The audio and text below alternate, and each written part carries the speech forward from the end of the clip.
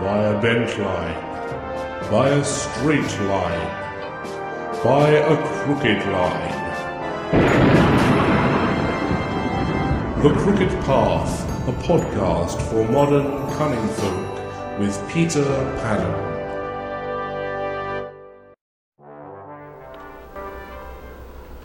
Hello and welcome to The Crooked Path. My name is Peter Pagan and this is the new, reborn Crooked Path. It's a little bare bones right now with this very first episode in this new format. We're still working things out, but it's going to be a fun and enjoyable process, I think. You may ask yourself what's been going on with the Crooked Path. We haven't been on air for quite a while now. Some of you may be aware that in September of last year I had a heart attack, and I think we pretty much haven't had any serious episodes since then.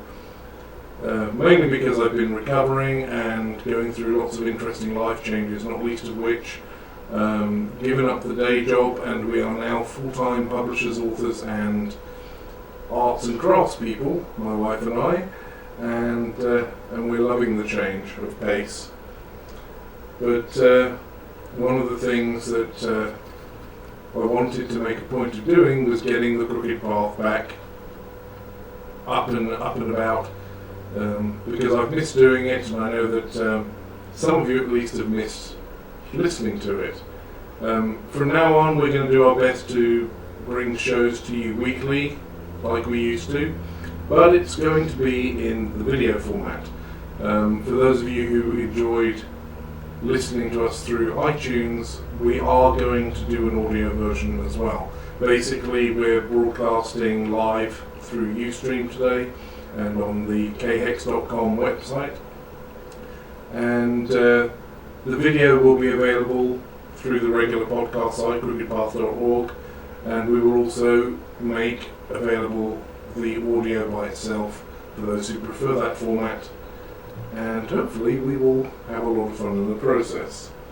For future episodes, we're basically going to be sticking reasonably close to the format of the original Crooked Path podcast, news, law and praxis. One of the things that we'll be able to do, because we're going out live, is that we will be setting up the ability for you to call in. We'll either do a Skype or a phone-in type thing, and there will be a chat function available as well if you're watching it live, so you'll be able to interact with us a little bit, ask questions when we have guests, heckle us when we're being silly, all the usual stuff. And I haven't confirmed it yet, but I'm hoping that we will be bringing back Raven to do her wart cunning section as well. Through the miracle of modern technology, she'll be able to join us from her mountain hideaway through Skype or something similar, so that you can see her lovely face and hear her lovely words, and we can get crazy about herbs and the type of crafting you can do with them. So that should be fun. So let's talk about news. We've got a bit of catching up to do. I'm not going to give you every single nut and bolt of what's gone on since September, but some of you may be aware I have a new book out. It actually came out in February. We launched it at PantheaCon, which is my favourite place to launch books because there's a lot of people there. And the book is Enchantment, the Witch's Art of Manipulation Through Gesture, Gaze and Glamour. And it is doing very well. On Kindle it is regularly the #1 occult non-fiction book, frequently the #1 witchcraft book as well, which makes me very happy. We've also signed Mama Star Catas, who is an incredible conjure woman, and so far we've released volume 1 of the Conjure Workbook by her, which is also selling very well, I'm very pleased to say, working the route, and we'll be releasing more books from her during the course of the next couple of years. And we've also just released her Conjure cards, a standard edition playing card sized deck of divination cards, and we'll later on be releasing a deluxe deck, which is the larger tarot card size, and it will come with a few extra goodies. It'll be in a bag, and it'll have a a reading cloth and a candle and some dressing oil, and it will have the it will have the expanded book on how to use them, whereas the regular deck just comes with a leaflet giving you the basics. Some of you may already be aware of my forays into live video streaming of workshops using the same technology we're using right now. The aim is to take the workshops that I've been doing at PantheaCon and metaphysical stores in various locations and make them accessible through the internet, and that will be something we'll be talking about a lot here, because we'll be promoting them on the show to try and encourage people to participate. And the last piece of news is a very simple one. As I said, Linda and I are indulging our artistic side. Linda makes beautiful pottery, and I've recently discovered that I can make beautiful etched glass, and so we're working on that. So especially if you live in the Los Angeles vicinity, you may find that you come across us at a craft show or at Pagan Pride or something with our beautiful wares to sell. This is part of us being independent and trying to earn a living and pay the bills. So if you like arty things, we'll be posting stuff on Facebook and on Etsy and all the usual places as well. So watch out for that. Good old traditional crafting utensils. So let's take a look at some lore, shall we? The subject that's on my mind really a lot right now is the subject of initiation. And so I thought I'd spend a little bit of time today talking about the pros and cons of initiation into a tradition. And you see in the various pagan forums online a lot of arguments about whether being a member of a coven is best, or whether being solitaire is best, or which is the best way to follow your path. And a lot of people get very heated about it because pagans generally tend to be an opinionated bunch. I don't know if you've noticed, but they can be a little sort of intense when they get their dander up. And an initiation is certainly a subject that really seems to fire people up and be very passionate. The old school idea is the idea that you cannot be a witch without being initiated into tradition really annoys some people in this modern day and age, because they feel that you can be whatever you damn well want to be, and it really doesn't matter what anybody else thinks. And so you get this sort of dichotomy of you have to be brought into the brotherhood against the I'm a witch, I can do what I expletive deleted like. And people do have very heated arguments about it online, which can be very entertaining. But I thought I'd have a look at the pros and cons from my personal perspective and see what you think. Obviously, those of you who've been listening to the podcast for a while are aware that I'm the Magister of a traditional coven. That role has somewhat expanded in recent months. Over the last year, I've had the incredible good fortune to be teaching a bunch of swarthy reprobates, both locally and long distance. We decided just over a year ago to open up a training coven, and we opened our doors to approximately 13 students locally and about another 50 or so students around the world remotely, and through live video streaming and Facebook and every other piece of technology we could throw at it. We've spent the last year taking people through a training curriculum in traditional Welsh witchcraft, and it has gone surprisingly well. We actually never had the slightest inkling of just how magnificent this would be. We figured we would teach 52 weeks of classes, throw in a few rituals, give people a taste of the basics, and send them on their way with a certificate and a pat on the back, and that would be the end of it. Imagine our surprise when we discovered that every single student that we accepted for this turned out to really get it and to really get something from what we were doing, and we suddenly discovered that what we had was an actual functioning coven that was part of our tradition, to the point where we finally received a name for the tradition. Our tradition, which I've always referred to just as the Crooked Path up until recently, is now known as Eforth Wen, which is an Old Welsh name for the Milky Way, which is the original Crooked Path. And Agoriad al Tree, the Coven of the Three Keys, which is the training coven, is a bona fide coven of our tradition. And on Saturday night we had our first initiation from those students, which really sealed the deal for me. First of all, I always love the initiation ceremony, and we might talk a little. Obviously, I'm not going to give away any secrets, but we will talk in general terms about that a little bit later on. But first of all, I wanted to introduce you to my wonderful producer, sitting here at the desk, controlling all this technology for me. His name is Christopher, and he is the sorry individual who got dragged backwards through a hedge on Saturday night. Still looks remarkably well for it. Christopher. Hello. So how does it feel to be a complete nit?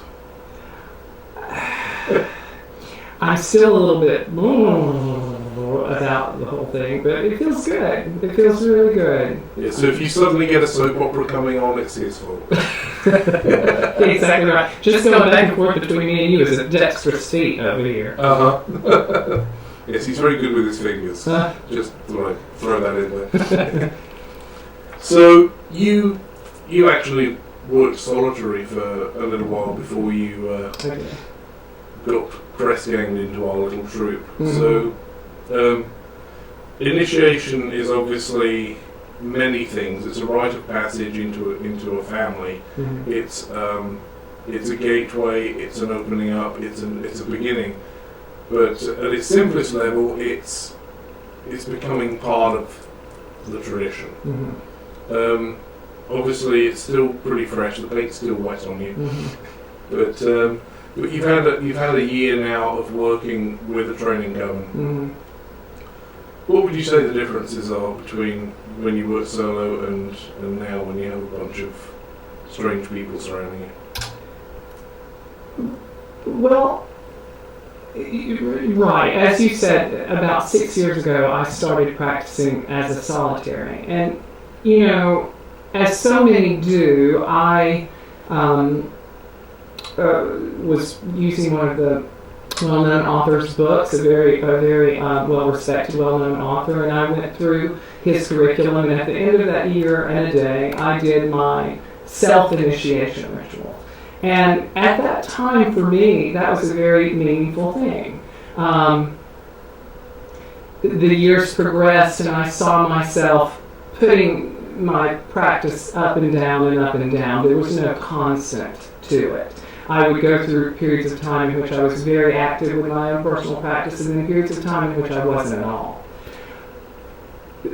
One of the most significant differences with working with people, aside from the fact that it's just a tremendous amount of energy, and it's a completely different feel, is that it established a constant. My practice is now a constant, and it has truly become a part of who I am, as opposed to what I do. And the year culminated in the initiation rite, but I think that this past year has been one long initiatory process personally for me. Would you say there are any negatives to working with a group? Well, as with any other somewhat social group, even though our purpose is not necessarily social per se, personality, you're dealing with personalities. And it's no different. A coven is no different than daily life or being a part of any other kind of group. So that's the only thing, is that occasionally you have to navigate a few minefields, but with our group, not really at all, much. We're all kind of twisted that way. One of the larger potential negatives of doing this kind of work with the group is that there's a large amount of trust that you have to place in the people who are training you. Absolutely. And to a lesser extent, the people who are training alongside you. Right. Governance structure, especially a traditional governance structure, is open to abuse. And I think there have been, unfortunately, many cases of groups where the situation was abusive. Mm-hmm. And I think a lot of people shy away from group working because of that. Mm-hmm. Of course, there's nothing to say you can't just turn around and leave if something like that crops up. But there's also some witchcraft isn't safe, and I think sometimes you really have to think about whether what is happening right now is just part of that not being safe, or it's part of being treated badly. It's a kind of a tightrope walk for students and teachers alike, I think. And it's one of the reasons why for many years we actually avoided teaching students. Although in a strange, twisted way, I have this compulsion to teach. So hence the public workshops, the books, the videos, and all the rest of it.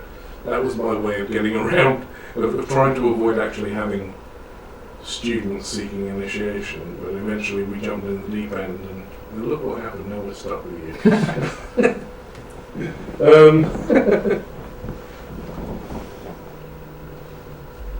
Initiation is most often described as being a rite of passage. And of course there are many layers beyond that, but do you feel more part of the family now than you were before? Yes. It's like that scene, I think, in 300 where the boy is given the spear and he's sent off to the mountains, and he has to slay the wolf, and then he comes back, and I do feel more a part of the family because I feel connected to the current. I feel connected to the tradition. And as I said, that's been growing stronger and stronger over the year, but the deal was sealed during the initiation. And, it's a validating thing personally because it marks work done. It's an humbling thing because it marks the beginning of greater work ahead of you. The work just starts, really. But I really do. I really do. And it affects. I don't even know yet how many levels it has affected me. Basically, to put it in a nutshell, you're royally screwed. Well, there you go. Cool. Well, in future podcast episodes, just like the old ones, I'm going to spend some time talking about practice as well. One of the nice things about having video is that I can actually demonstrate stuff, show you how I do stuff, not show you the right way, because there's very rarely just one right way. But, I have my preferred ways of doing things, and sometimes I've talked about stuff in the past, and people are very interested in seeing what I do. I know over the years people have always asked me to demonstrate treading the mill and laying the compass and stuff like that. Well, with this new format, we'll actually be able to do stuff like that. So I think that's really cool. I'm also looking down the road at interviewing people. Obviously, as a publisher, I have a bunch of authors that I can drag in front of the camera. Well, ask them nicely, including Mama Star and Robin Austin. I may be able to work something with him. I know he doesn't like turning up in person for things, but through Skype or something similar, we may be able to get him to make some sort of appearance, especially as he's hoping to bring out a new book later this year. So I may use that as leverage.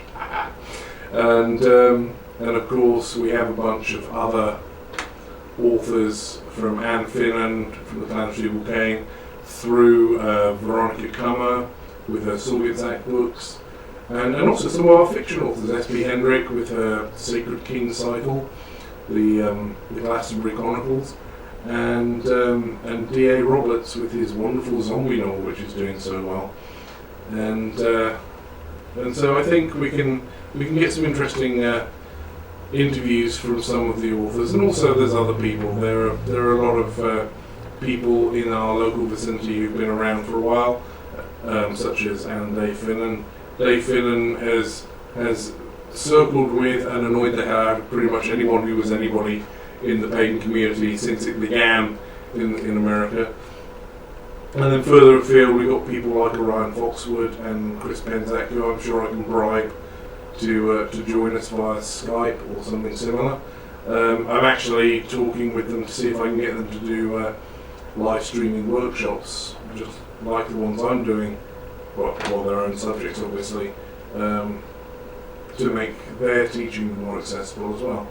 So yeah, that's part of the bigger plan of KHEX. KHEX, in case you hadn't realised, K-HEX is a faux television call sign, and the idea is that we want to make KHEX into an internet version of a pagan television channel, and have a nice variety of stuff from various people, not just me, but it will be the home of this incarnation of the Crooked Path.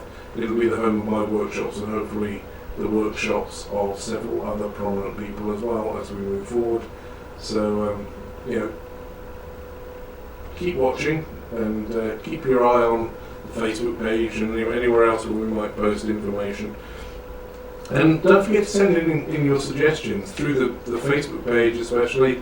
You can let us know if you'd like to see a particular person we interview, or you'd like to see a particular technique demonstrated. I won't guarantee that we will always do everything, because if somebody wants a demonstration of the Black Mass, I'm probably not going to do that live on camera. Or if I do, it'll be a pay-per-view event. So I have money to escape afterwards before I'm arrested. But, within reason, I'm happy to try and accommodate suggestions, and we're probably going to have competitions like in the old days every now and then, where maybe we'll give away t-shirts or other goodies, or copies of books and stuff like that. And we'll occasionally broadcast from special events. I mean, I go to Pantheon every year. I have the technology to be able to do this, at least in a basic format, from anywhere. So I can broadcast live from Pantheon. I can broadcast live from New Orleans in November when we're there for the Pagan Podkin Supermoot, at the same time as the folk magic doodad that Orion Foxwood puts on, with Bloody Mary and Star and Cat Ironwood and a whole bunch of other wonderful people. So we'll do some roving reports, some on location stuff, some specials. I won't guarantee that it will all be deep and meaningful. Some of it will be incredibly silly, but if you've been listening to my podcast for the last couple of years and reading my books, you're probably used to that by now. So I'm going to keep this fairly short because it is the very first one and it's kind of a trial run. Next week we will be looking a little more professional, because we'll have got everything set up the way we want it to, and we will have something exciting for you. And probably by week 3 or 4 we'll actually be letting you know ahead of time what we're talking about, so that you can pipe in with some questions live on the show. So I'm looking forward to annoying the hell out of all of you. Anyone who thought I was gone for good, haha, I'm back. And I'll look forward to talking to you all next week. So take care and have fun.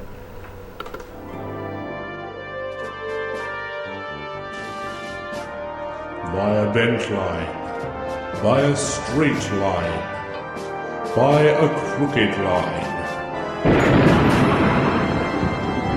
The Crooked Path, a podcast for modern cunning folk with Peter Pagan.